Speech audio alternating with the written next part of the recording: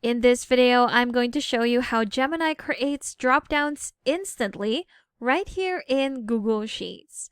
So if you have a set of data and you want to quickly create those dropdowns with those columns, well, you can do that all at the same time with Gemini. So what we're going to do to create those dropdowns, in this example data, I have about 3 columns right here that I can quickly turn into dropdowns.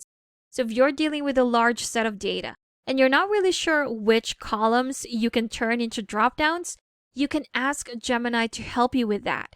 And that we will do. Let's go ahead and open Gemini here on the right side. Then enter a prompt here at the bottom. So go ahead and enter your prompt. And here is my prompt. So I want Gemini to analyze my table and turn the columns with repetitive data into dropdowns.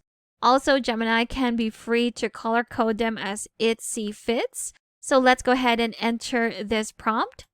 Now it's going through my data and again analyzing which of those columns it can turn into dropdowns. It might take a while, but you will see the results right away. And here we have it. So it has turned 3 of my columns into dropdowns and it even applied some color coding to them. Now, if you're not satisfied with what it has done with the color codes, that's okay. You can always edit these by just going to one of the dropdowns, go to the edit button right here, and select the respective color that you want for each of those options for your dropdown. And there you have it. But that's a quick way on how Gemini can create those dropdowns at the same time for your table here in Google Sheets. Again, this is quite useful when you're dealing with a large set of data and you're not really sure which of your columns can be turned into dropdowns.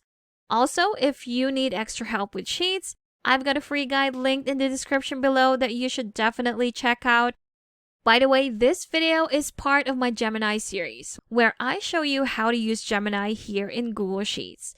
Now, if you're interested in checking out all the other videos, I have a full playlist and I'll be leaving a card at the top right corner for you to click and watch.